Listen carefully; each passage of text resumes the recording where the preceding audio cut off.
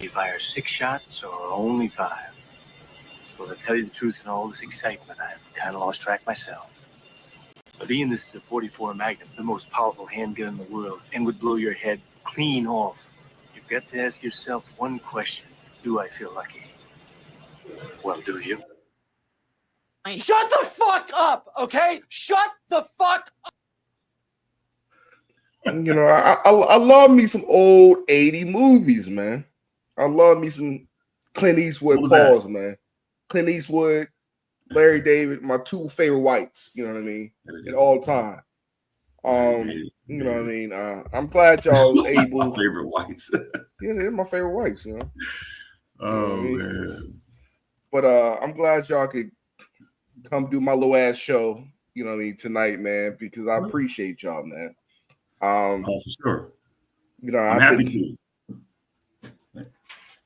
Again, man, I have some, you know, I got Rufus here, I got Uncle Dolemite, man. How y'all been doing today, man? How y'all weekends going so far, man? My weekend been dope. I just performed last night, like after like one of them balloon pop challenges. Oh, I love that shit, yo. That's my favorite shit right now. I'm addicted to that shit. That shit is crazy. And the funny thing is, I personally hate them goddamn challenges, but I had a good ass time. I ain't gonna front. I had a good time. Well, you did the show at the Pop the Balloon show.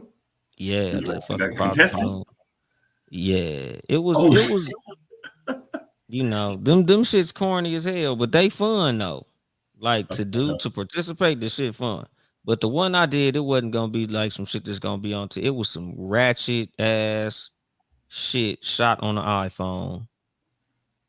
It was ratchet, but I had fun though. It was still fun. Oh, for sure. Yeah, I love that shit though, man. The one girl said that nigga sassy because the colors he's wearing. That shit is funny as shit.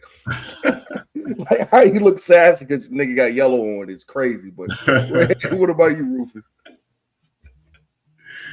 Yeah, I know what's going on out there. I know what's going on. It was going on out here for a minute. The Pop the Balloon. It was in Arizona for a while.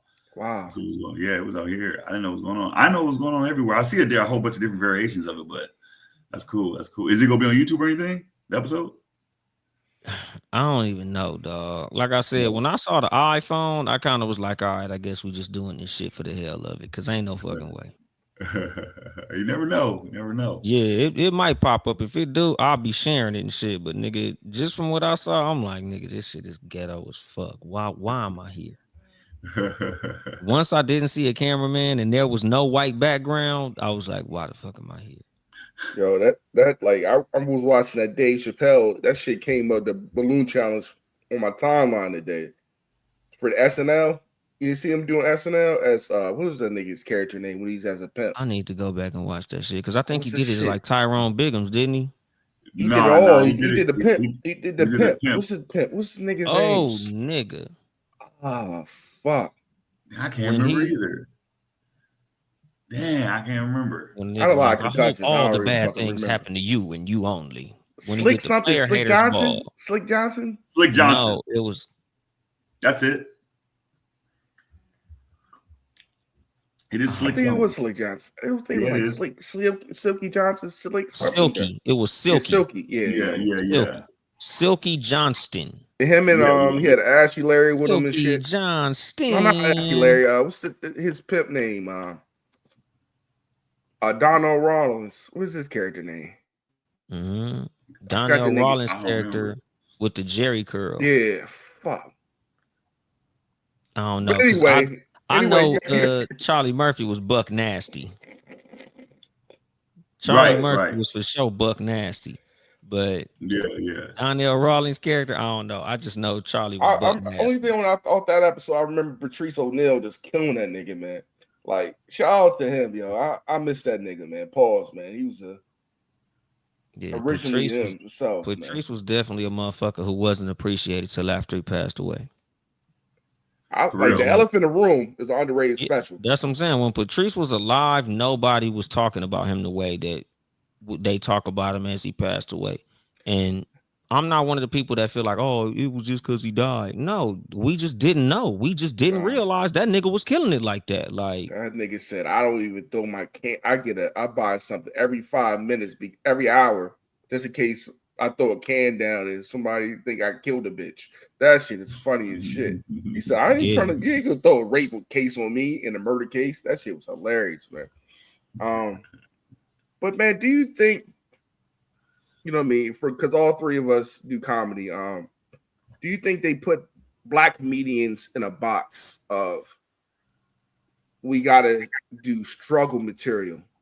Like I feel like Def Comedy Jam put a lot of niggas in boxes. Still currently. I feel like a lot of comedians put ourselves in our own box. Nigga, we could do jokes about anything we fucking want to, my nigga. Like Dave Chappelle don't do struggle comedy. Like Chris Rock don't do struggle comedy. There's a lot of comics that do comedy about all type, like black comics that do comedy about all types of shit. We pigeonhole ourselves. Like we're the ones that do this shit. Like we do what makes people laugh. So a lot of times our experience is what makes us do comedy like that. Like, you know, depending on the life that you live, you do comedy based on what you think is funny. You know, so you can do comedy about whatever the fuck you want to, as long as the people laughing at that shit, you know, you can succeed at it. You know, I don't even really think Kevin Hart does struggle comedy for the most part. Like he do comedy about his life as a rich ass motherfucker, and people laugh at that shit. So I believe it's on us more than it is on, you know, the society or the crowd or, you know, the industry. Yeah. What about you, Rufus? For real. Yeah, I was gonna say one thing that because he mentioned Kevin Hart, one thing that Kevin Hart got, which a lot of comments, I think the three things that people use to their advantage is height, weight, and accents. Like if you're short, you're automatically funny when you're short for some reason. If you talk about weight, you're automatically funny. If you have an accent, a lot of like English accents sound 10 times funnier in an accent than they do like an American accent. And that's what kind of what Kevin Hart kind of used you know what I mean? That's what kind of what Kevin Hart used at the beginning. But kind of like what Dolemite said is like a lot of times we go pigeonhole ourselves. You know what I mean? Because I don't want to say smart comedy, but I do thought-provoking comedy because that's how I am as a motivational speaker. I'm thought-provoking. So I want you to think about what I'm saying and kind of leave like, oh, okay, like that versus like busting up laughing. I want you to think kind of about what I'm saying, but that's kind of, he's right. You know, it's kind of, we kind of put ourselves in those boxes versus saying, hey, you know what? I think this is funny. This is what I'm going to do. You know what I mean? This is how I'm going to express myself. So, you know, it just depends, you know, for the most part. Yeah. And it also goes to the crowds that we usually perform in front of. Yeah. Because me and Rob, we talked about this before with like the black crowds. When you do black crowds, they relate a lot more to that struggle shit. That's what I was saying. Yeah. When you do certain rooms, like, you know, nigga, you find the audience that fucks with the comedy that you perform. So me personally, I love a black ass room. I love a hood ass room because that's my experience. That's what I relate to. So I can relate that to that room. But, you know, certain rooms, they not gonna fuck with me talking about the experiences of a hood motherfucker from Compton because they like, nigga, I don't know what this motherfucker's talking about. Yeah, for real. That happened. Like in my opinion, with that, I guess like what I see a lot of times that the black rooms want to relate, because me and Rob was talking about this earlier this week. Is like a lot of times black people, we got to think too much. So sometimes we don't want to think when we go to a comedy show. So we want to relate. You know what I mean? And that's just kind of what it is in a black crowd, is that we want to relate. A lot of times, no matter who we are, is like we don't really care all the time about thinking. We'd rather sit there and say, hey, you know what? I get that for sure. I went through that too. Dang, man, you ain't the only one. For real. Like that's the energy a lot of times the crowds want to be. But you pretty much, like you say, you can pretty much do whatever you want and just make it funny, you know, for the most part. What about you, Rod? That's and like I understand what both, because we like, you know what I mean, be candid.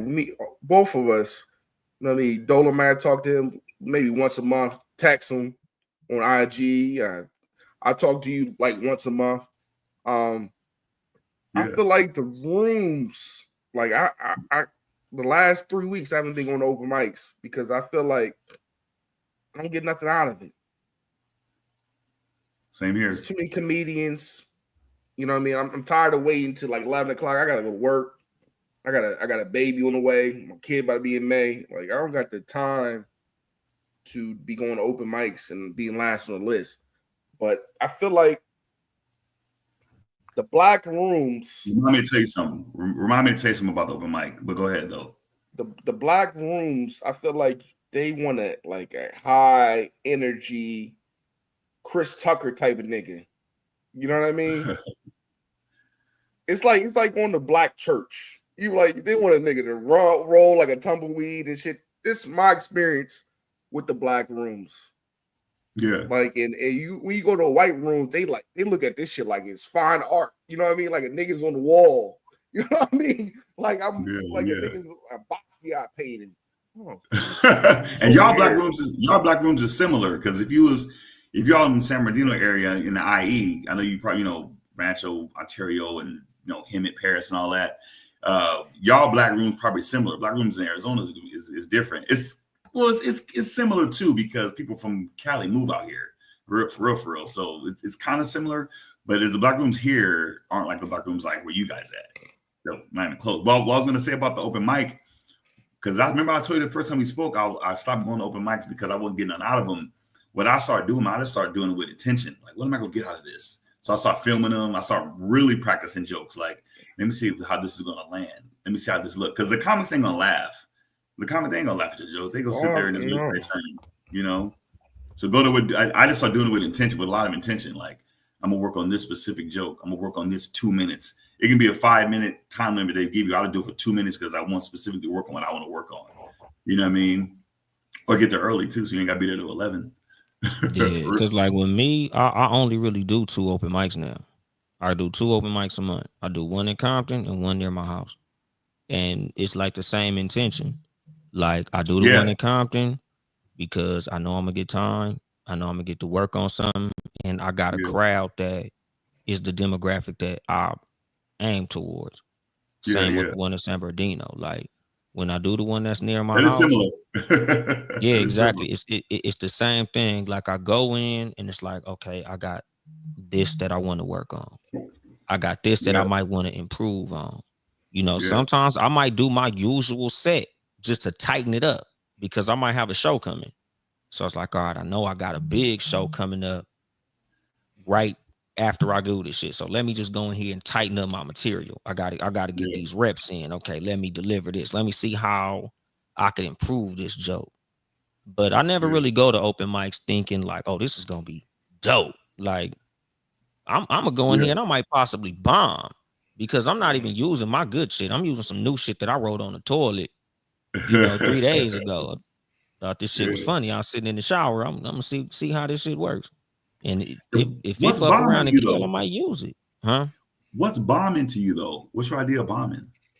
To me, bombing, and I don't think I've ever really honestly bombed before because to me, bombing is when the crowd is like, get this nigga the fuck out of here. When you start to see niggas start to pull their phones out, you can hear people coughing. You see people blatantly unattentive. You starting to hear people start to have conversation in the middle of your set. To me, that's bombing. Like the nigga before you, they were laughing, they paid attention, they liked him, they clapped when he got off stage. He did well. You came in, they talked through your shit. They wasn't paying attention. They didn't like you. Nigga, you're bombing. Yeah, like to me, bombing is once you lose the attention of the crowd, your ass is bombing. I think it took me to have that bombing experience though to rework my shit because I got to the point where I was just a little bit going too wild with the edgy shit, and I realized I said this is going too far out here, nigga. You can't. I said that. You know what I mean? I'm throwing shit out there like Saddam. You hear me? I'm like, I can't. I don't got the right skin tone for this shit. This it was just early. Well for me, too early. It was just early. You could do it. Just gotta build it. You gotta build a bigger following. I said you. I told. I said you was out there like you had 1 million followers. Yeah, I'm talking about my baby mom pussy ain't like mermaid pussy and shit like this. I was like, dang. these niggas come up with big forks and shit. I thought it was Frankenstein and shit. I said I gotta get the fuck out of here.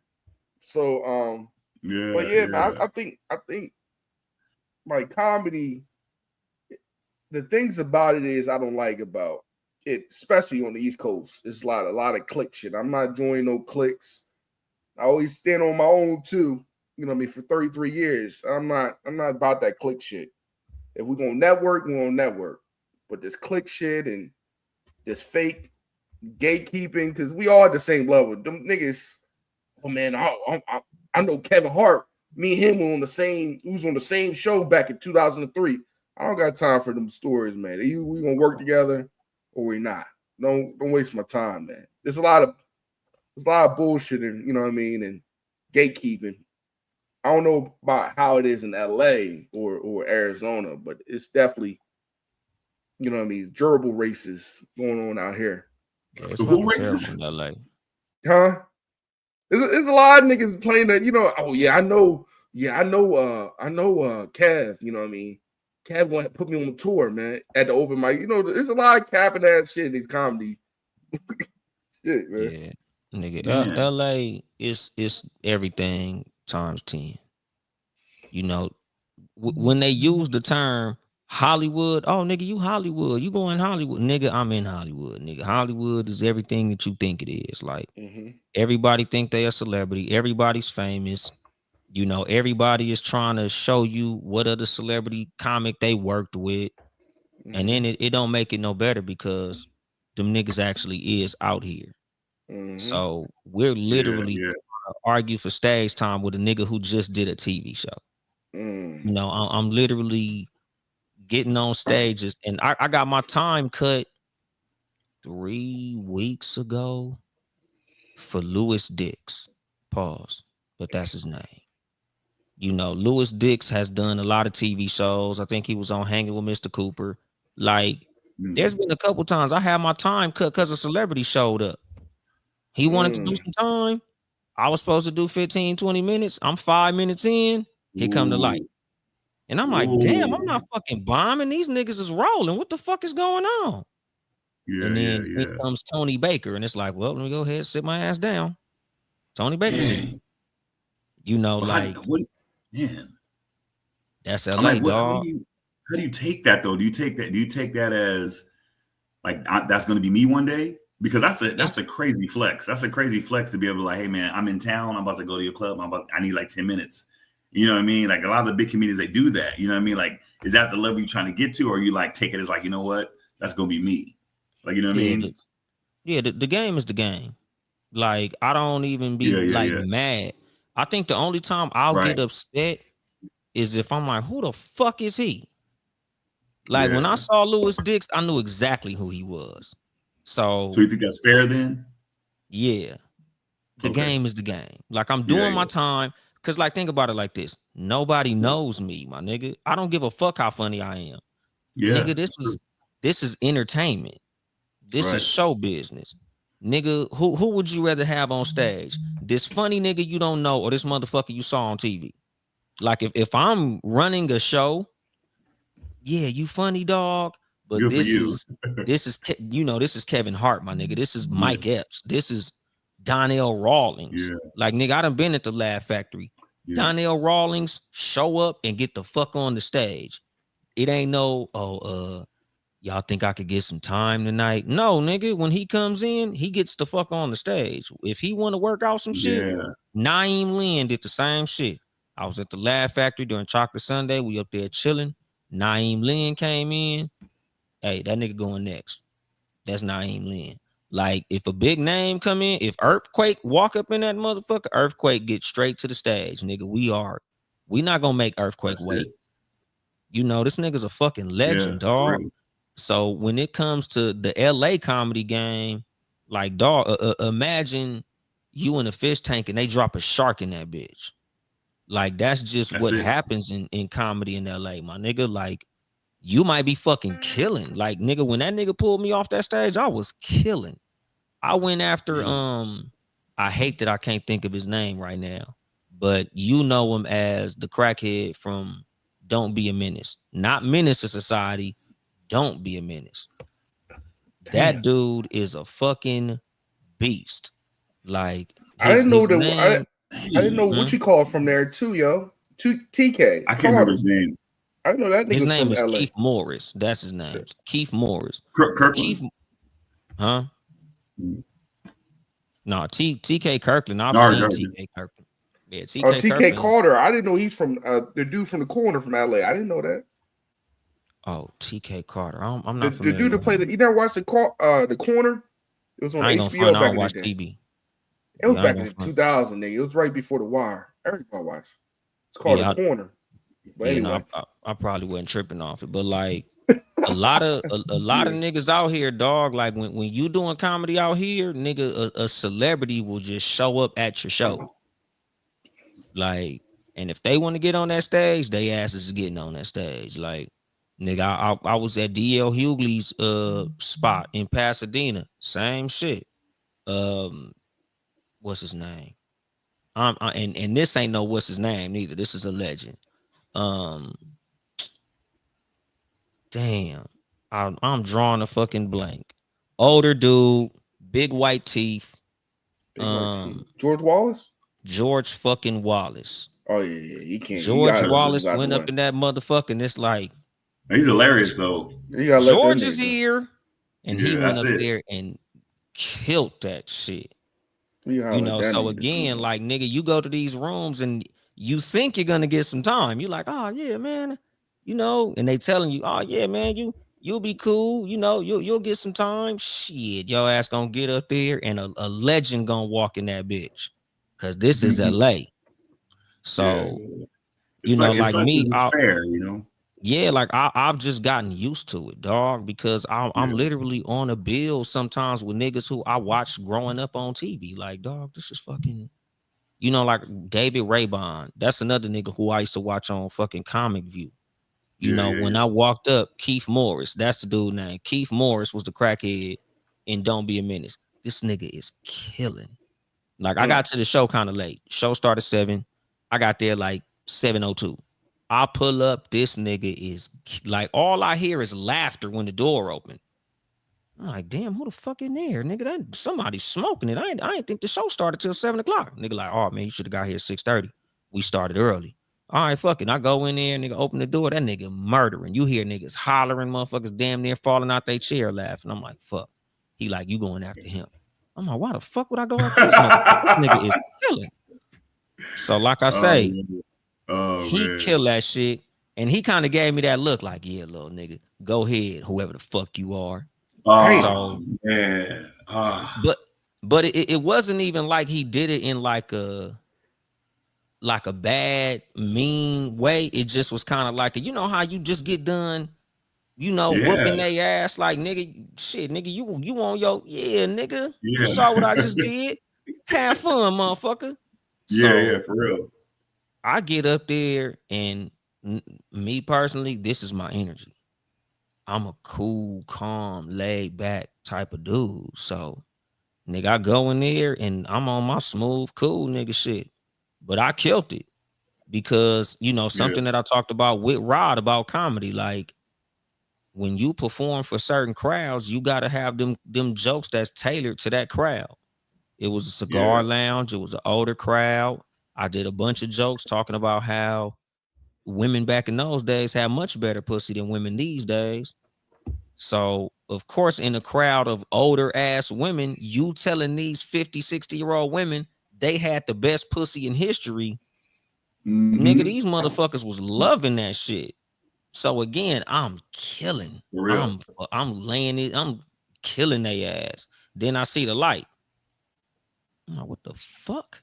I'm kind of pissed off because the nigga just told me, hey, I need you to do like 15, 20 minutes. The headliner didn't show up. We don't know where he at. We only got 4 comics.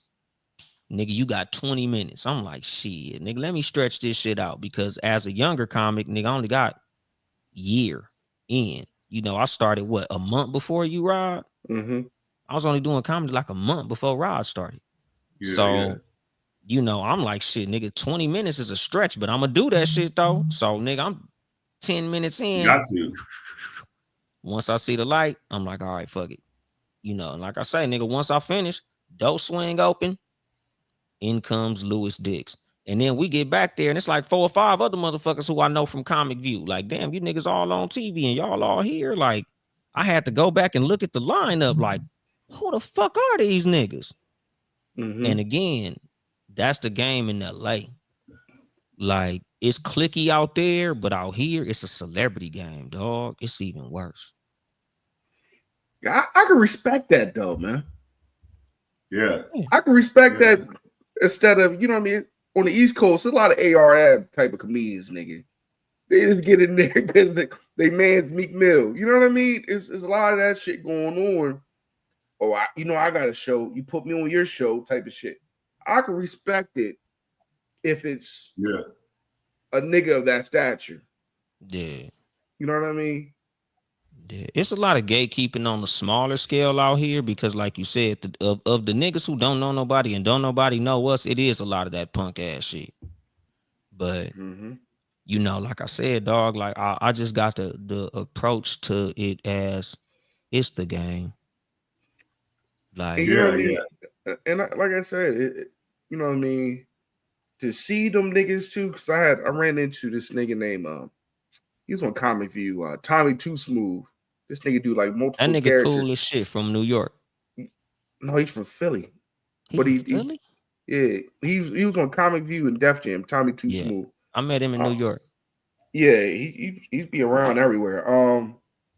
Like to see them motherfuckers be like, yo, and them they still getting money off their voice. It's crazy to see a nigga can do 20 pieces. You know what I mean? Still get shows on the weekend. Still be able to, you know what I mean? Still be able to pop out. Still can on even a smaller scale. You might not be on the same scale you once were in the 90s, but you still can eat off of comedy forever if you keep your shit polished. Yeah, because they can still kill. Yeah. Like the biggest thing in comedy is that I've noticed is name recognition.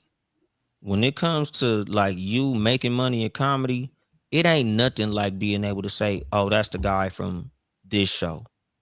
That's the guy that did that special. That's the guy that you know from touring with this comedian. Like, honestly, I just feel like, you know, like I was telling a homie, like the one thing that I'm looking for in comedy, I just want to hit one cold ass lick. I said, if I could hit one cold ass lick, I could eat off comedy for the rest of my life. Yeah. Like there's niggas eating off comedy because they was in Friday. There's niggas eating off comedy because they was funny in one movie. Like I said, the nigga he played the crackhead in Don't Be a Menace, and now just off that role, he can tour. Like he can go anywhere and say, I'm the nigga from that movie. You know, like Sully McCullough, who was like the nigga on the Jamie Foxx show, like the little skinny nigga. He was in a wheelchair and Don't Be a Menace. Yeah, that nigga's funny. I know he's a writer. Yes. And again, I didn't know even Alex Thomas. I didn't know the nigga was nice with the pen like that. He played for everybody's shows. These niggas are in LA eating. These niggas can come, like I said, any room they want to. Your ass at the Laugh Factory, you'll see these dudes. You be doing your show somewhere, you on stage, and then all of a sudden, here these niggas come. What's the other nigga? What's the other nigga that he was doing the white? He said, "Man, you white queen, the Chris Spencer." Oh, I know who you talking about. Chris Spencer. He said, "Oh, my white queen." My homegirl just did a show with Chris Spencer. That's another nigga that's out here working. He write for everybody too. Yeah, I didn't know that nigga was dealing with the pen, man. No, he mostly writes. Yeah, you'll see these niggas. Background. These niggas be around out here. He just did a show with my homegirl Chelsea. See, it's funny because that make me want to go out there more because I've been looking at places out there in Cali and in Vegas, like places like to get booked and stuff. You know what I mean? So I was looking at like Laugh Factory, a couple other places out there in LA. I want to go out there and do some shows. That's kind of my next thing. So this is like exciting me actually. You know what I mean? I'm looking to like learn, and I kind of want to experience something like that. Like, I gotta get off the stage. One thing I'm gonna tell you is I kind of want to experience that. Chocolate Sundae at the Laugh Factory. Yeah. Ain't that what Tony Rock does sometimes? Yeah. Yeah. Again, That you nigga's see nice these too. niggas. Shit, nigga, I just did a show. Jordan Rock was supposed to be there, which is their little brother. Jordan Rock is like the baby brother. The baby brother, yeah. He was supposed to be at a show that I just did like 2 weeks ago. You know, and again, like we see these dudes all the time. Like these niggas just be out here chilling. Like if you ever come to LA, you ever in LA on Sunday, the Laugh Factory, Chocolate Sunday, nigga, you go upstairs. Fuck who on the stage, nigga. You gonna see so many motherfuckers up there, upstairs in the back, like just chilling. Like you'll be sitting up there chopping it up. You know, Tory Hart is always there. Like shit, another motherfucker we see a lot, Justin Bieber. Motherfucker come to Chocolate Sunday all the fucking time. Justin fucking Bieber be up there just chilling. The last time I went, Will.i.am was up there. Damn. Oh, I heard. That's on Just, is that Hollywood Boulevard? Was it Sunset? Sunset. Okay. Yeah, it's on Sunset, nigga. The last. Where's the Comedy Store? Where's the Comedy Store? Is that Hollywood Boulevard? Up the street. Yeah, that motherfucker on Sunset too. The bitch is literally right up the block. Yeah, like all that shit is like right there, nigga. The Big Three is right there, nigga. The Improv is around the corner on Hollywood. Sunset got motherfucking shit. The Laugh Factory and the Comedy Store. They all within 5 miles of each other. You can hit all three of them motherfuckers within 15 minutes. You know, like shit. My first night out there in LA fucking around in comedy, I went to all three just to see what was up and ended up at Chocolate Sunday and just went upstairs and was like, I wish I could come here every single Sunday for the rest of my life. Cause it just is like all the black comics. Yeah, like all the black comics in LA that's working, you know, and it goes from the top to the bottom.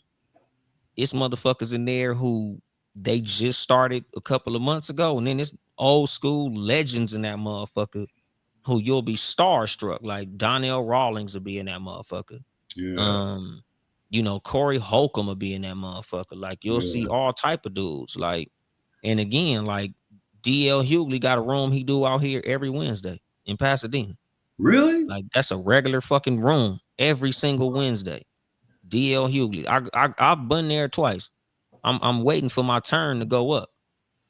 Man. I'm gonna do that show soon. You know, you just kind of all this make me want to write. Yeah, like you just gotta put yourself in the right positions. Like that's a lot of what it is in LA. Like in like Delaware, because like we got homeboys from all over the country out here. Yeah. Like niggas from Tennessee, niggas from Detroit, niggas from North Carolina, Florida, Minnesota. Like they know that where they are, a lot of their struggles ain't in LA. Because the fucked up thing about LA is it's very difficult to get eyes on you because of how much competition it is. But the belief that a lot of these niggas have in themselves says, if I'm as talented as I say I am, I'll be able to get on that fucking stage. Right. Yep. If you can make it there, if you get one of them rooms and be like that there, you can do it anywhere. You can go down to San Diego and kill, Arizona, Northern Cali and kill. Yeah, make it there. And the thing is, a whole lot of what it is, like the scary part of the LA game, though, is you probably was a beast in Atlanta. You probably was the king of Chicago. Yeah. When you come to LA, you with everybody. You're the field. Yeah. Like you might have killed that shit where you from. Yeah. We got niggas who legends at home. They come out here, and you just here, nigga. Who the fuck is you? You know, like it's the game, dog. It definitely is, man. That's why I told I think my next thing I'm gonna check out Philly. Check out Philly. They got Punchline out there. How far is that from you? Like how far minutes, is that from you? 30 minutes. 30 minutes. Nigga, you gotta go to New York, dog. Yeah, I'm not ready for New York, guy. I ain't. Why? I gotta. Nigga, if you ready for gotta comedy, make my shit a little more. Make my shit a little urban enough. My shit's not urban. Nigga, New York, dog. Look, go to Grizzly Pear. That's an open mic. Grizzly Pear is at the Cellar, the Comedy Cellar. Mm-hmm. Your shit don't gotta be urban at all, nigga. Like for you to do the Cellar, your shit don't have to be no type of urban, nigga. That's Manhattan. Oh yeah. Like if you want to go do fucking, you know, comedy in Harlem or some shit, yeah, maybe you might want to be a little urban. But at the Yeah. same time, like New York ain't Miami, my nigga. Like New York ain't Opalaka, my nigga. Like New York ain't, Yeah. you know, the Atlanta Comedy Theater. Like that's New York City, my nigga. The most diverse place out here, my nigga. Like you go to Philly, you gonna see AR Rab, nigga. You go to New York, nigga, you gonna see Larry David, my nigga. You gonna see Steinfeld. Like Yeah, for real. Or those Chappelle. niggas are from New York, my nigga. Those niggas ain't from where you might see in Philly. Like nigga, New York, you'll see some all white crowds. Like you can go to Rodney's, which is Rodney Dangerfield's room. Like it used to be Rodney Dangerfield's, but he passed away. Something happened, so now they just call it Rodney's. But that shit is in Manhattan, my nigga. Like they got rooms in New York that you love, you thrive in because they're diverse rooms. It's not just nigga rooms. Like you know where to go to find the niggas. If you're looking for the niggas in New York, you'll find them. But you'll also go to New York and find all white rooms. You'll find completely mixed where there's Latinos, black, white, everything. Like, cause when I was out there with JP, nigga, JP put me in motherfucking rooms. I'm like, nigga, do these motherfuckers speak English? Like, it was suavemente up in that motherfucker. Hey, I watched this shit yesterday, man. That nigga, man, he's so much knowledge, man. Who did what? JP Justice, man. Oh, okay. Yeah, that's my mentor. He hate when I call him that, but that's what he is. You got no choice. Yeah, that nigga be like, don't call me your fucking mentor, nigga. I ain't your fucking mentor, nigga. I'm just your homeboy, nigga. Like, you ain't my fucking student, nigga. Like, you know, you your own man. I'm like, yeah, I'm my own man, but a whole lot of what I know and like what I got going on in this shit is directly from you, nigga. You're my mentor. Whether you like that shit or not. Like it or not.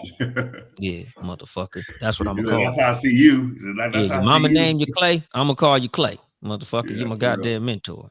And man, remember we was playing around with that shit, Dolemite. Pause. Paul. Where you at? Dolemite? You right now? You in San Bernardino? I'm in San Bernardino. Hey, yo, remember we was playing about that name shit, man.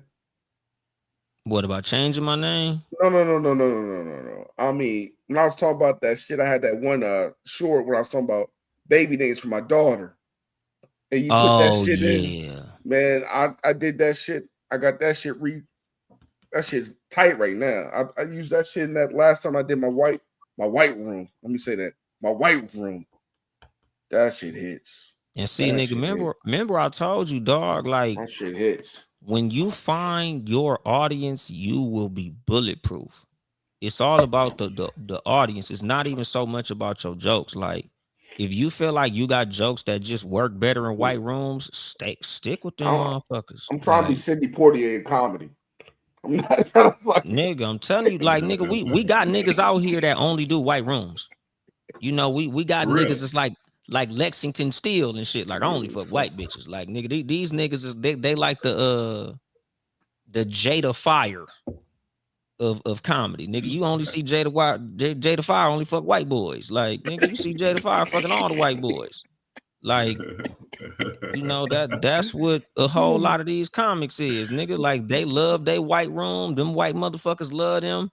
They don't give a fuck about niggas. They are Uncle Ruckus in comedy, nigga. And it's like, the funny thing is these same niggas who don't do black rooms will come to Chocolate Sunday and chill with us. Like, I ain't finna get out there in front of that crowd, but I'm still a black comedian, so yeah. I'm gonna kick it, nigga. Like, you know, we know you got that shit that's for the white people, and we ain't mad at you because at the end of the day, you still a brother. You just know where your bread is buttered, and we ain't mad at you for it. Hey, like, man, you know, what are some goals for y'all for this year and what's 2026? What are y'all goals for 2026? I know people already ahead. You have any goals for 2026? Because this year going by fast. Yeah, go Rufus, because I'm long-winded. Well, I can't be too, to be honest with you. Well, I'm trying to do my motivational stuff even more. But my thing this year, I'm just trying to get booked more because I never got booked. I got one booking coming next month though, down in Tucson. It was like 2 hours. Okay. My first Damn. booking. It's my first book.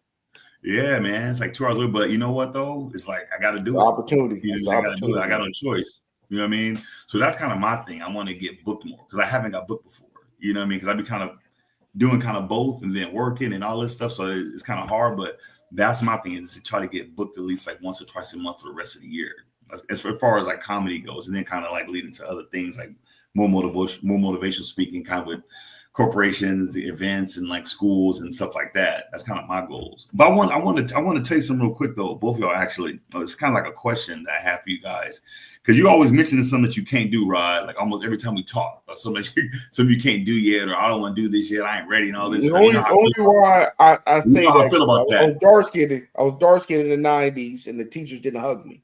Yeah, I you know how I feel about that, man. You know how I feel about that. Nigga. I identify as dark skinned. You know how I feel about that. So I was gonna ask you, like you were saying, I ain't urban enough. One thing I kind of realized is that, and you probably can relate to this in some way, Dolemite, is that one thing I realized is what I'm not good at. So I just start trying to get better at it. Like there's this one dude out here that's real good at crowd work. This Hispanic dude, man. Like I'm sorry, he'll go out there and do crowd work for like 15 minutes. Like I'm talking like easy. He'll just kill it. He'll just go up there, I'll go, boom, it's be murder. No matter what crowd he in. It could be white, black, Mexican, no matter what, old, young. I seen him in an old white crowd, like at a country club, killed it. And I seen him in like a diverse crowd, killed it. Yeah, but that's the thing. And I was like, man, how's he do it? But I had to realize it myself. I was like, man, you know what? I need to learn that. You know what I mean? So like kind of like the stuff that you don't do good, that's what you got to learn. That's what kind of what I realized. I was like, you know what? If I get my delivery right, because my thing is I need to talk slower and I need to learn crowd work and pace myself. Those are my things I'm not good at. So I told myself, like, you know what? If I could pace myself and if I could get my crowd work going, I'd be good. Like with yours, you're like, you know what? I ain't this enough. I ain't that enough. But that's the shit you need to work on. You know what I'm saying? I'm not. You need to work on exactly what you think you're not good at. Because let me tell you real quick. Because Floyd Mayweather said that a couple years ago. He said, I do everything better than every boxer. I was like, dang. I was like, I don't care what you say. I do everything better than every boxer. Faster, stronger, my footwork, my defense. I do everything better than every boxer. And I kind of sat with me like for a while before I was doing comedy. And that's kind of the comedic approach I have now. Like I'm gonna try to be the best at crowd work. I'm gonna try to have the best pacing. I'm gonna have the best relatability. I'm gonna try the best storyteller. Like, you know what I mean? And then you can't, excuse my language, you unfuckwittable when you that. You know what I'm saying? So that's what if I were you, you know what I mean? You know, I gotta hit you with something before I go. I would get Rod uncensored. You ain't gotta excuse your language. But you know what I'm saying? So, I appreciate that. Like, you know. But what was the question though? What was the question? No, I guess what do you think that you need to work on? Like, if say for example, because obviously to get to that next level where you're the one that comes in like, what do you think you need to work on where you're the one that say, hey, you know, you going right up? Like, what do you think you need to work on? Like, say for example, if you say, you know what, if I got this part of my act down, I'm the one that's going right up when I go into a room. What do you think that is?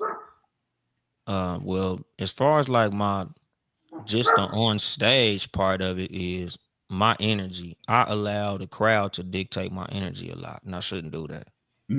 Like if it's a bad crowd or a bad room, or like they don't pay attention, or like they just real like blah.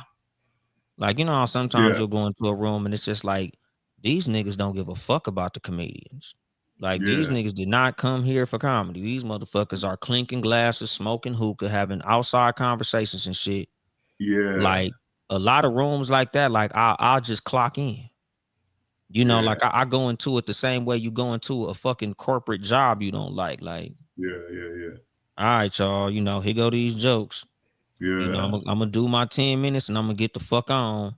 Like, it's a nigga out here named Hugo from North Carolina. Like, that nigga Hugo, that nigga going every time, it's like the circus came to town.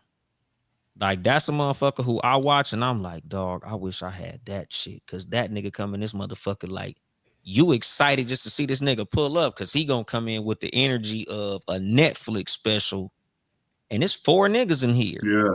It's dark, the mic don't work good, but nigga, you and that motherfucker like, hey nigga, I'm Hugo, nigga. And it's like, I'm excited. I don't know what the fuck this nigga finna say, but it's exciting. Yeah, Like, yeah, I yeah. wish I had that shit, nigga. I'll come in that motherfucker like, y'all don't give a fuck, neither do I. You know, and I got to get better at that because I know I'm good at this shit. Like, I'm highly confident, nigga. I know this material work. I know this shit funny. I've killed, nigga. I killed last night, nigga. So with that understanding, I should have a much better energy. But nigga, sometimes if y'all ain't fucking with it, I'm not fucking with y'all neither, and I shouldn't do that. Well, you found that you pretty much you just gave yourself the blueprint to get to that next level. So you know like what I mean? You pretty much know it already. You know what I mean? Yeah, you know what I'm saying? It's like with a lot of us. You're right there, dude. Yeah, a lot of us know what we got to work on. It's just the accountability of actually getting out there and executing the shit. Like, you can't solve a problem that you won't admit is a problem. Yeah. So,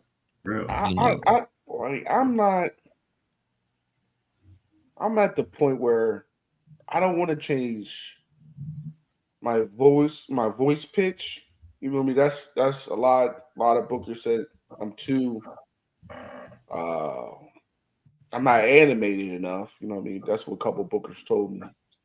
But ask them why. Because are you telling animated jokes without animation? I'm not telling animated jokes. My shit is like I said, like I'm an observational comic.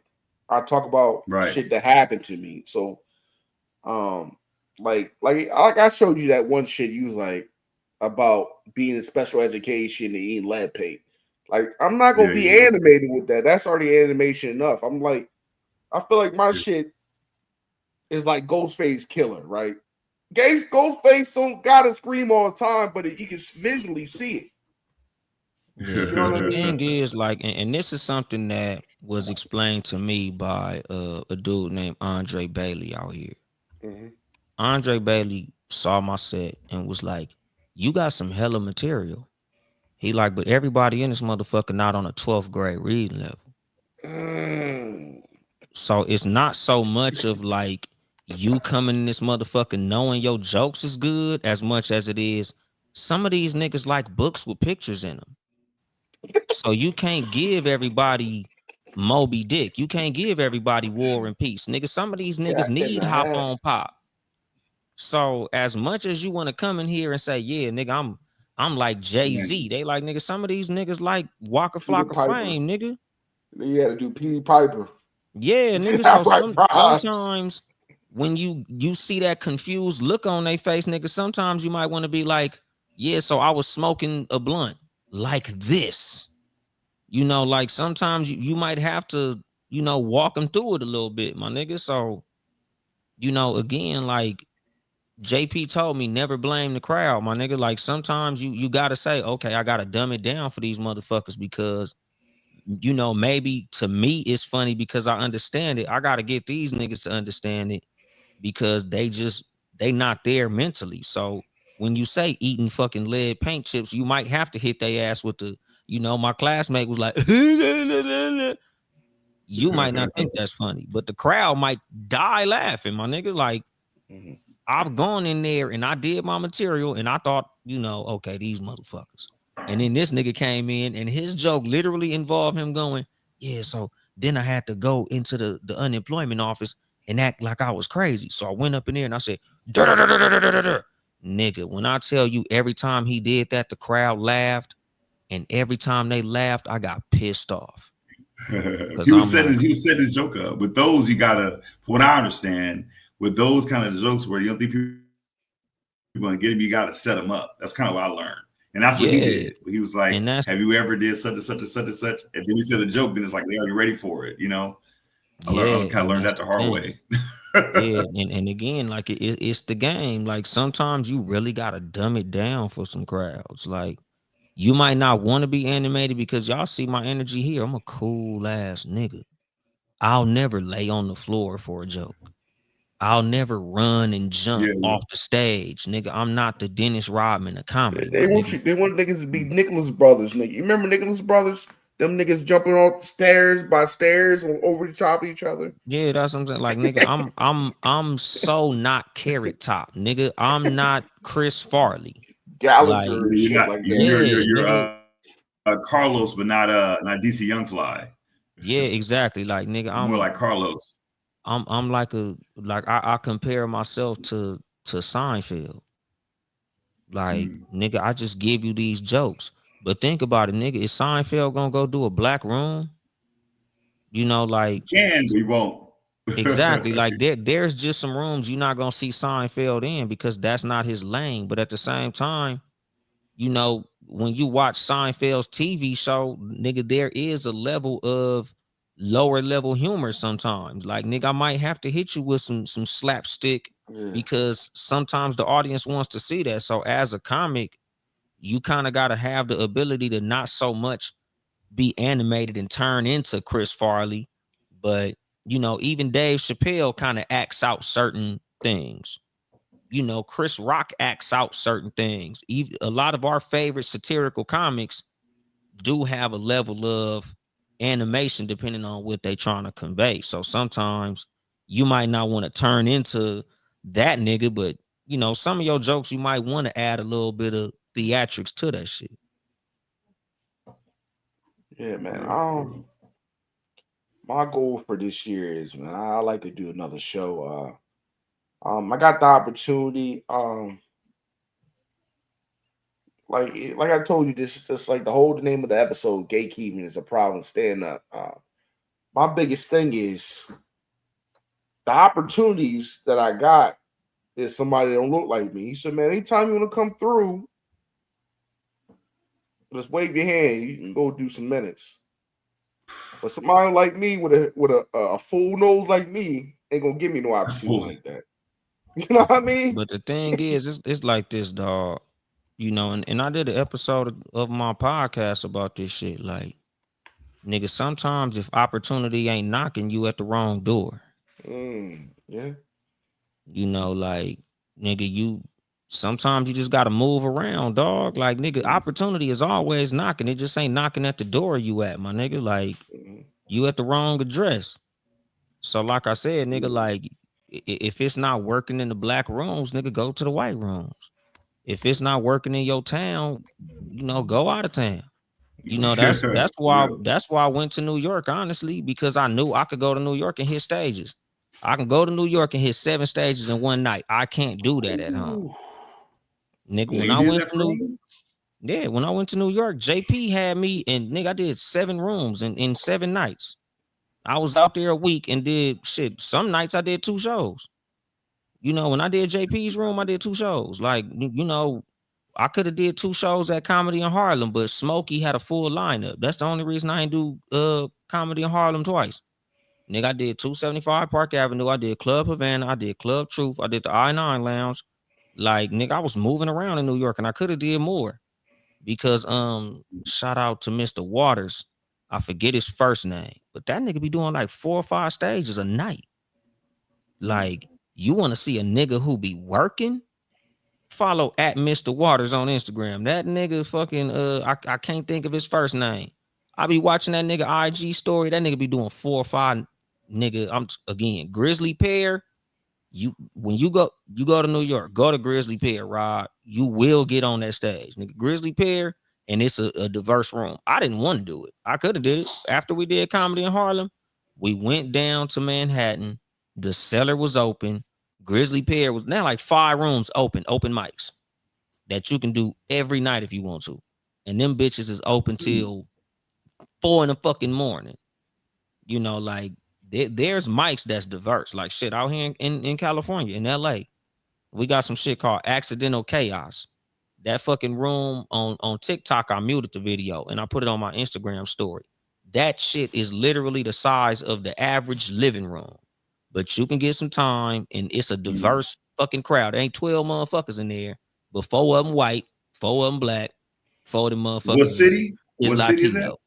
It's What in city? Hollywood. It's called Accidental Chaos.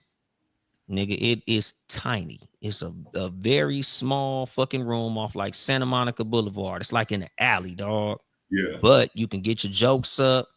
Like it's small, it's weird as fuck, but you know, again, you're gonna hear if white people think it's funny, if black people think it's funny, if the Mexicans think it's funny. Like, you know, you just gotta be in the right places. Like, and the fucked up thing is, you know, I'm in LA, so it's a gang of shit out here. But like I said, you gotta go to New York because that's a lot closer to you. Like, I could take a nigga, $20 bus. Nigga, you better not take that driving up that $20 bus, motherfucker. dog. I'm telling you, you Yeah, I ain't go to driving New up that York, motherfucker. nigga. If you can't get to JP, hit my phone. I'll get to JP for you, just so you can see, nigga. Nigga, Grizzly Pear, that nigga JP will show you exactly where Grizzly Pear at. That's JP your can fault if show you you, don't take it. Huh? I said was what, saying, Rufus? telling Rob, that's your fault if you don't take the advice. If you don't use the resource they give you, that's your fault if you don't use the resource. I'm He's telling literally you, nigga, telling you like, exactly what to do to get it off. You know what I'm saying? yeah, So now you got to make the move. You know what I mean? yeah, because JP might not He exactly told be me that about Ruben accessible. County. I'm there. Yeah, that nigga might not be that accessible to you, but I could for damn sure get you the resource. I can holler at JP. I call that nigga phone like, hey, I got a nigga out there from Delaware. He trying to get some time. He prefer the white rooms.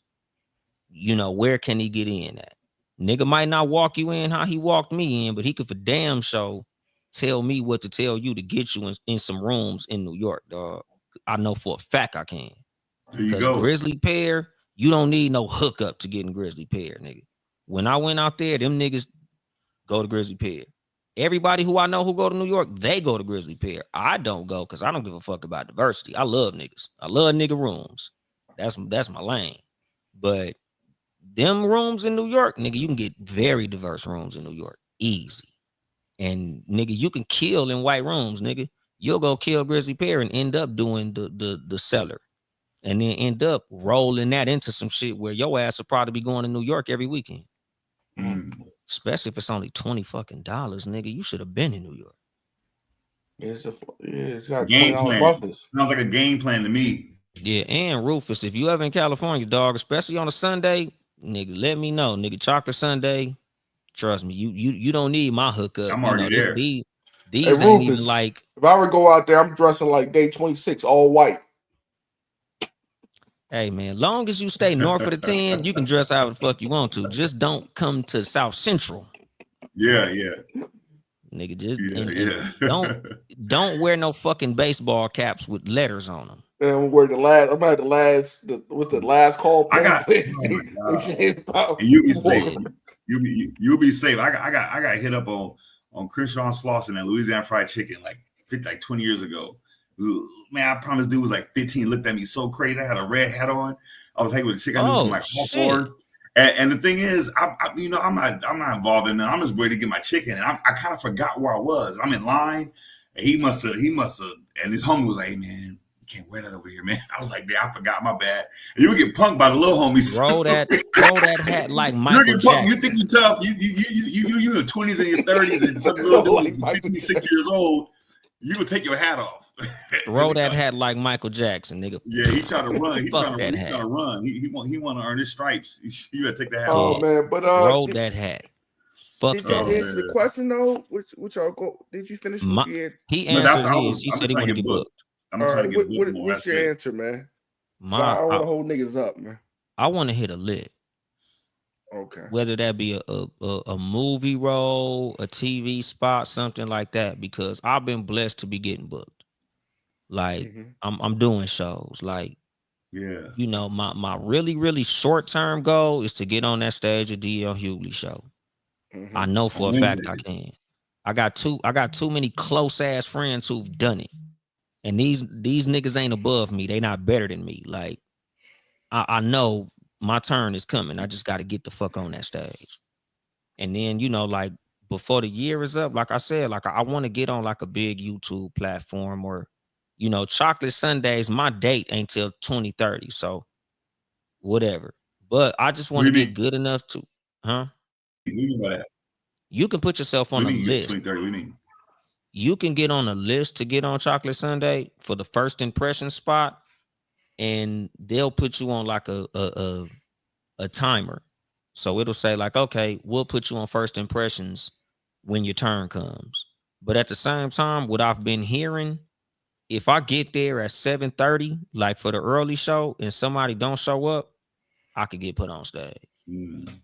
But I'll be busy, nigga. You see what I'm doing right now, nigga. 7 o'clock, I'm already with y'all niggas. So I can't be at Chocolate Sunday right now. Like, but if you show up consistently enough and people know you and people speak positively on your name, you can fuck around and they'll toss you up there. So hopefully one of these days I'm up there bullshitting, I could get on that stage with Chocolate Sunday. Because again, the confidence that I have in my material, I know I'll kill it. Like, that's not even like a, oh, I hope I do good. No, I know for a fact I'll murder that shit. Like, nigga, I'm me. You know, like, that's just what it is with me. Like, I'm more looking for the opportunity than feeling as if I need to work on some shit. Because even though I know that my energy ain't where I want it to be, I've murdered shit. You know, like, one of the things like I talk about with a lot of my homeboys in comedy, how I feel like the homie Jake Staley from South Carolina punked a lot of comedians on Instagram. He put out a challenge and said, post your biggest laugh. A lot of niggas didn't do that. Shit, I did. I was like, nigga, I done had niggas fall out they fucking chair. I've done that. So, you know, like, I feel like all I need is the opportunity more than anything. This nigga Rod. Sometimes that's all it is. Rod had to go take his shit. Sometimes just sometimes that's all it is. For real. Is the opportunity. You know, that's how I be feeling about my speak. You say, because that what? Go ahead. No, I wasn't saying that. I was just agreeing with you. What you said, Dolemite? Yeah, I can hear you. No, I'm agreeing with same with me. You lagged out a little bit. Oh, okay, I got you.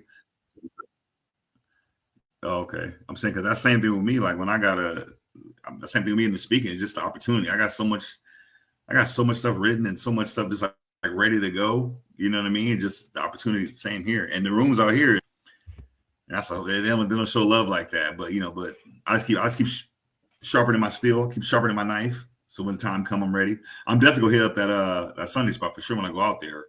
That's for sure. I'm gonna have to give it to you. I'm gonna have to give it to you on the list. Yeah, like I said, I'm gonna have to give it to you after this, man. Yeah, nigga. I'm got a little list together. Rod, no, I'm not hard to get in touch with, dog. And like I said, nigga, I didn't even know you was that fucking close to New York, nigga. I'm not, nigga. If I knew you can get to New York that easy, I'd have been told your ass, nigga, go to Grizzly Pear. Hey, yo, so before we better get out of here, my goal is, man, I definitely. I'm trying to set my own situation up. I think next year I'm gonna do my own show. I'm gonna produce my own show next year. Boom. You know what I mean? To create my own opportunity. Also, my short-term goal, because I got a lot of homies with cameras and you know what I mean, video and you know what I mean, do photography. I'm thinking about doing like a 10-minute special. Because, you know what I mean? A lot of people don't understand, like, people's attention spans. So I'm trying to craft a 10-minute fire, and I'm going to put that on YouTube. That's my goal for next year, too. It's a lot of short specials out here. It's a good fucking goal, dog, because that's realistic. Hell yeah. That's good. You got that, too. I know what you better do first, though, is hit up that Grizzly Pear. Yeah, I'm gonna check that shit out. Why? And also, before we get out of here, Dolemite, man, why you want to go to your government name? Just just because Dolemite is used in comedy. Yeah. That's literally, and you know what's crazy? I don't think I'm gonna do it no more because everybody say the same shit. What is that? Everybody who I said I want to use my real name, why? I'm like, damn, is it really? I really shouldn't use my fucking real name? Damn, like, fuck it. Okay, I'm not gonna do it. Because the only motherfucker who I haven't talked about it yet, who I really wanted to talk about it to, was JP. You know, I want to ask JP, like, how do you feel about the shit? But everybody who I said it to, like, what's wrong with fucking Uncle Dolemite? Nigga, it's a cool name. I'm like, all right, fuck it. You know, I just feel like all my favorite comics use their real name. Dave Chappelle, that's his real name. You know, Chris Rock, that's his real name. You know, Everybody. Eddie Murphy, that's his real name. Yeah. You know, all these niggas go by their real names. So I'm like, why wouldn't I use my real name? Hey, before we go, who's your favorite comic? Who's your favorite comedian? Like one. Name one only. Dave Chappelle. Like my I'm over favorite all-time comedian, Dave Chappelle. Huh? Yeah. I'm over talking about say one. I'm about to name like three. That's what I'm saying, because it's real difficult, especially because like categorically, you know, like it's a spectrum. You know, because Dave Chappelle is my favorite comedian like all time. But if you want to ask me like who's my favorite like active young motherfucker that's like doing shit, Ryan Davis. Yeah, you like? Oh, okay. Why people? I don't understand why he don't get no opportunities, man. That is the craziest shit. Ryan Davis is a fucking I think his energy. I think it kind of keeps him. There's something about him where it's not like, you know what I mean? There's something about him that doesn't make people want to. But he's super duper duper funny though. Super funny. I see all his specials. Now that you just said that, I completely understand what you're saying, because he don't have star power. Yeah, he don't have that. He don't have that. When you see him, you go laugh, but you ain't gonna be like, let me pull him for this opportunity. You know, just something about him. Not like he don't deserve it. It's just something about him. I don't know what to call it, but it's something about him that doesn't pull you. You know, he's a perfect stand-up comedian, but like I couldn't see him starring in a movie. Yeah. But it's like, could he really? Could you really see him? Could you really plug him into a role?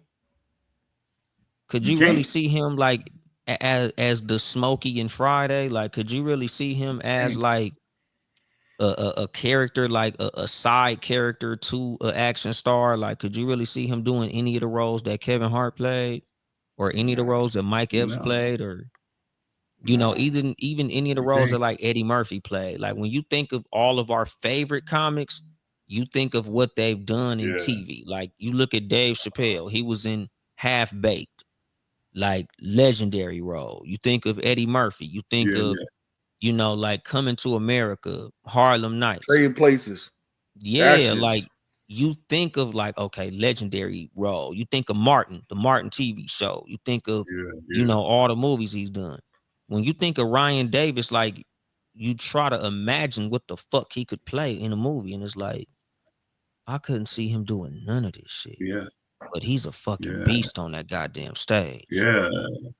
You can't put your finger on why, but he's just, I don't know what it is. There's something about him that just can't.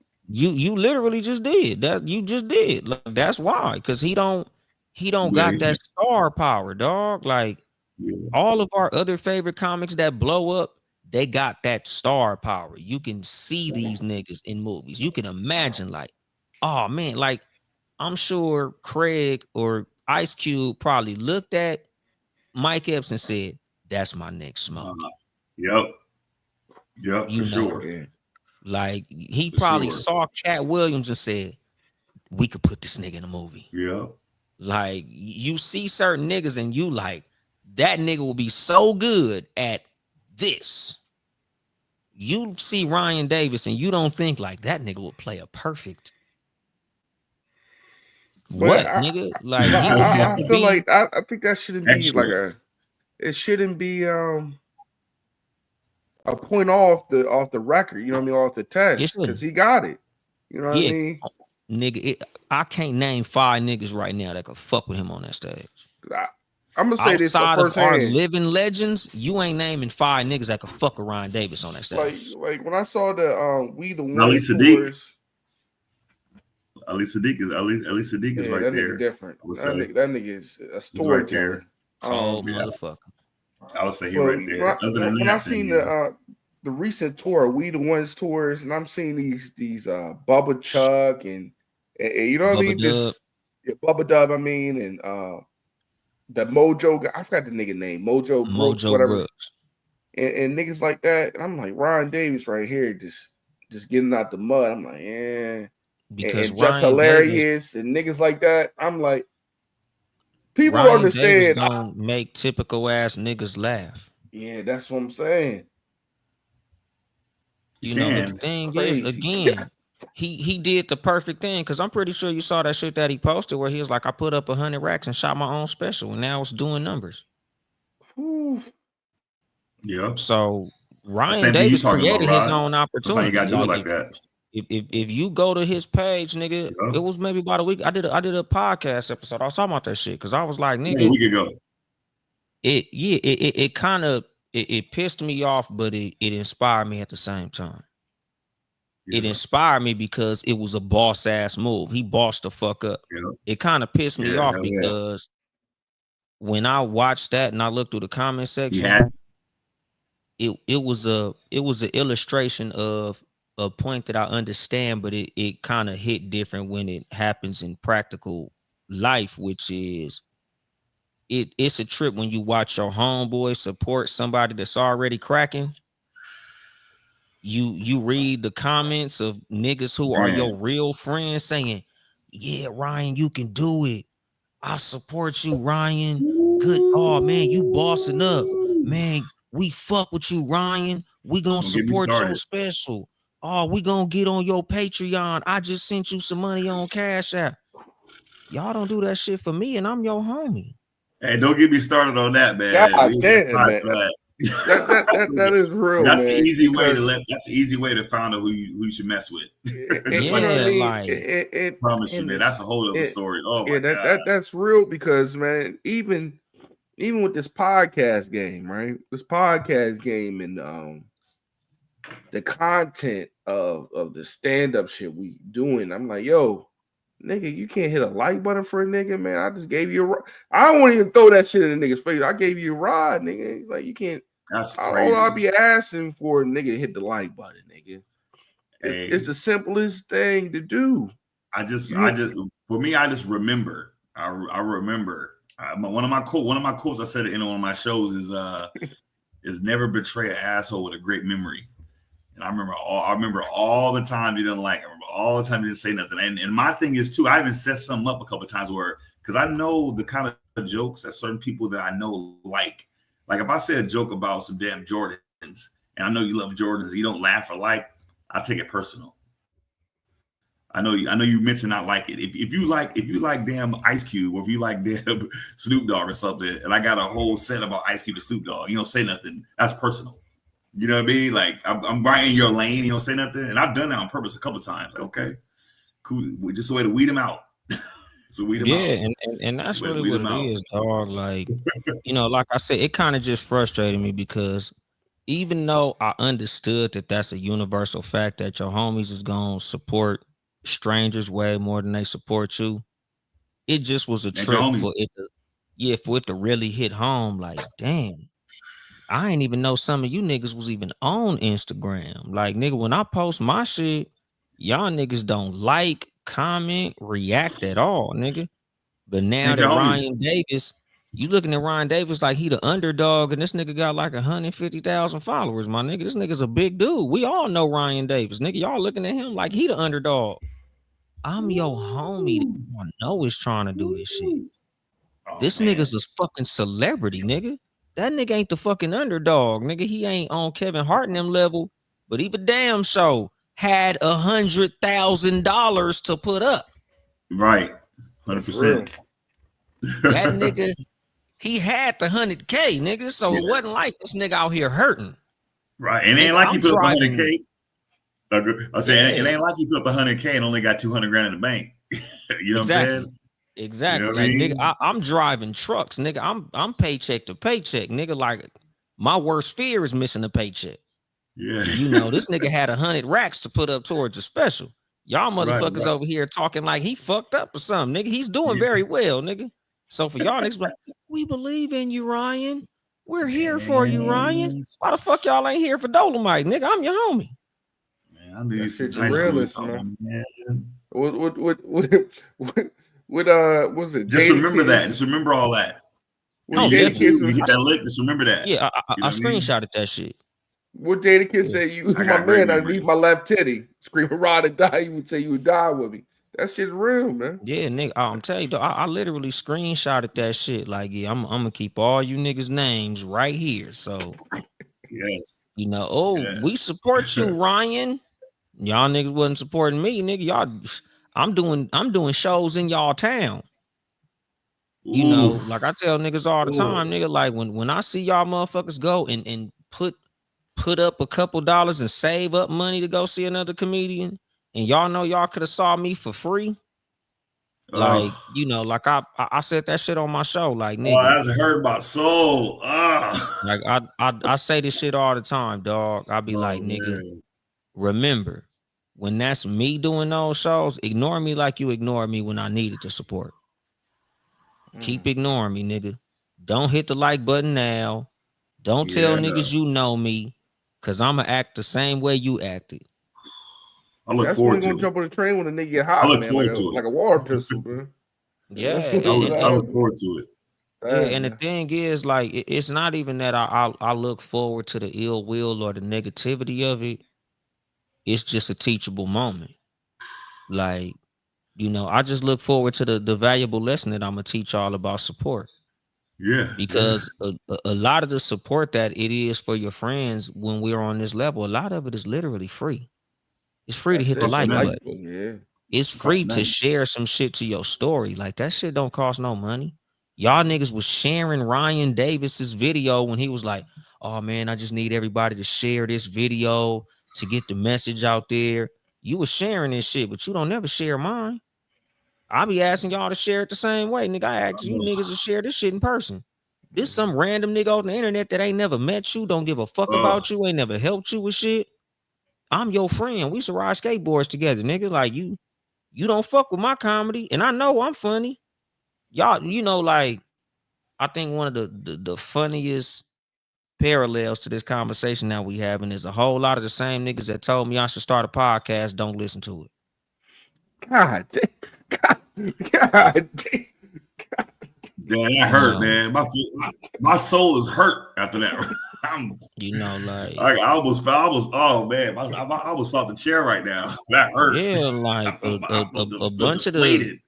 the same niggas who sat there with you in a circle of homeboys telling you should be a comedian. Don't come to the shows. Like, the same niggas who told you, man, you funny, you should be a comedian. They're not there when you actually do it. When you are the comedian, did you tell me to do this? Yeah, nigga, you the motherfucker who told me I should do comedy. Nigga, you ain't been to a show yet. Oh man, I'll be busy. Nigga, you wasn't busy when 85 South came to town. Oh man.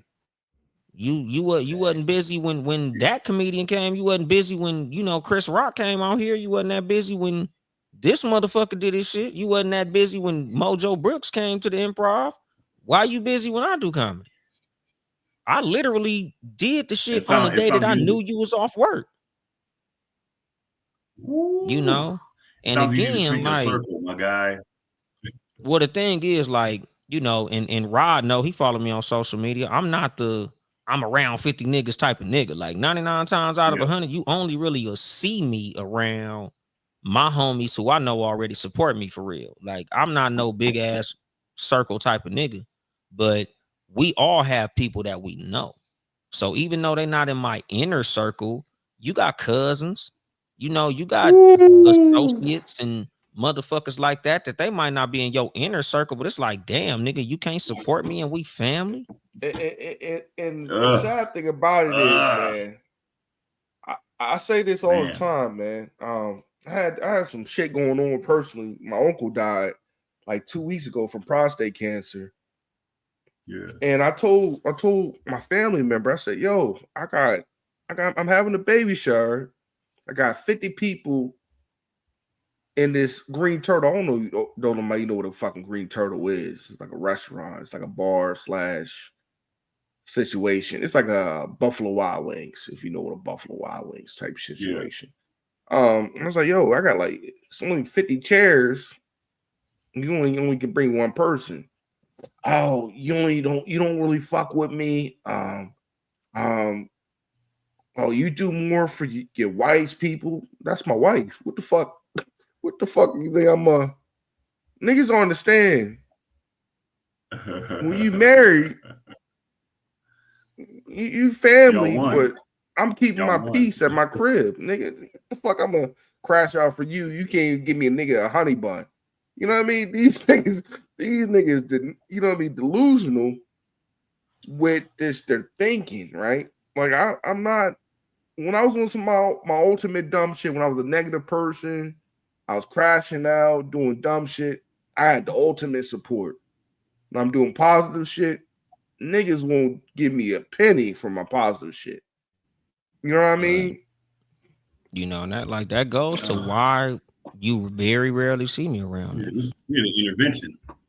Yeah, but and the thing is, you know, it's just like it just a lot of, you know, your circle and who you're around and like the things that are gonna come when you reach success. Because when we tell these stories, just imagine how many celebrities got cousins and family members that think they switched up on them, got fake on them, and all that shit. Nigga, y'all the same niggas that when y'all talk about, oh man, you know my cousin is this celebrity, we don't fuck with him no more because he blew up and faked out on us. No, he didn't fake out on you, nigga. When he was small, you wasn't supporting him. Like, tell that part of the story. When y'all tell about how your cousin got to the NFL and stopped fucking with y'all, or your cousin is this rapper and he don't fuck with the hood no more. Tell the story about how when that nigga was trying to give CDs away, you wasn't playing his music. For real. You know, tell that part. Like, tell the part about how he needed some help and you wouldn't help. You know, like, you know, Rod, you heard a little piece of my last episode. I always say some of the greatest books I've ever read, I read in kindergarten. One of my favorite books I've ever read is The Little Red Hen. The Little Red Hen who was making that cake. And, oh, hey, cat, can you help me make the cake? Not I, said the cat. Hey, duck, can you help me? Not I, said the duck. Nobody want to help make the cake. But all of a sudden, when the cake is made and delicious and we can all smell it, everybody want to eat the fucking cake. No, fuck you. You didn't help me make this motherfucker. That's like real. that's a metaphor for what we do now. Like, when you see me blowing up, when you see me on tour with Mike Epps, when you see me on tour with Chappelle and Chris Rock and shit, don't tell niggas you know me. Nigga, don't be, oh man, that's my boy from the block. No, I wasn't your boy from the block when I was doing comedy at these little spots with 23 chairs in them. You didn't want to come to that show. You didn't want to come when I was doing comedy at the bar. You didn't want to come when I was just hanging out at the Laugh Factory trying to get some stage time. You didn't want to fuck with me then. But now that I'm on TV, now that I got 1 million followers, now that you just saw me at this award show, nigga, now that I'm in this movie, now you want to fuck with me. Don't fuck with me, my nigga. Stop. Don't fuck with me like you didn't fuck with me. You know, like I said, with the Little Red Hen. Not I, said this nigga. We gonna keep that same energy, my nigga. So hey, before we get out of here, everybody give their social medias out. Go ahead, Rufus. Go ahead, man. I'm Rufus Mic on Instagram, Rufus Mic on TikTok. I even got the I started my YouTube channel. I kind of revamped it. It's called Reinvent with Rufus. There's a lot of motivational stuff on there, stuff I put on TikTok. That's on YouTube as well. But, you know, I produce too. I thought I told you that before. So I do music, I produce, I make beats too. So I go Indecisive on that. And that's on Instagram. That's not really on TikTok. I'm on BeatStars too. A lot of my production beats I put up there. But mainly Rufus Mic on Instagram, TikTok, and YouTube. It's me. Rufus_Mic on Instagram. Yes, sir. Yes, sir. Yes, sir. Yes, sir. Yeah, I just yes, sir. Yes, sir. That is I. All right. Dolemite, let the people know where they can find you, man. Check out his recent episode, man. You always speaking that them gems. Let the people know where they can find you, man. Uncle Dolemite everywhere. Uncle DOLEMITE. TikTok, Yo Mama Boyfriend. You know, I got the YouTube page, the Uncle Dolemite YouTube page, where I accidentally put my last episode. That shit was a complete accident. But the Too Much Game podcast page, TOO Much Game Podcast. You know, I'm easy to find. That's on Instagram too. That's on Instagram and TikTok too. Yeah, Too Much Game Podcast. My I don't have a TikTok for my podcast. Everything is on Yo Mama Boyfriend on TikTok / Uncle Dolemite. Same shit, Uncle Dolemite. All right, man. I appreciate y'all coming on here, man. Appreciate you, sir. Man. Everywhere Rod Uncensored except for TikTok. I don't really fuck with the TikTok. I need to revamp my TikTok. Scrub it. BSing, I swear, man. You don't be listening to nobody. You better, black, I'm telling you, by July, you need to have gone to the Green Pear, and that was called Grizzly Pear. Grizzly Pear. The Grizzly Pear. There's $20 to get there, nigga. You got to go before the summer. Yeah, I'm gonna see. I'm trying to set it up before this baby. I'm gonna see how this works with this new baby I got coming. I'm gonna. That's right. Got a new baby coming on. Then a vasectomy coming, so I'm gonna have more time. I'm gonna be a little bigger. Before we get out of here, I appreciate y'all, man, and it's been another episode. Appreciate you, man. Yes, get the fuck out of here. It's 11:28 Eastern. Gotta get up in the morning. Take the kids. All right, man. Nice meeting you too, Dolemite, man. Nice meeting you too. I'll follow you.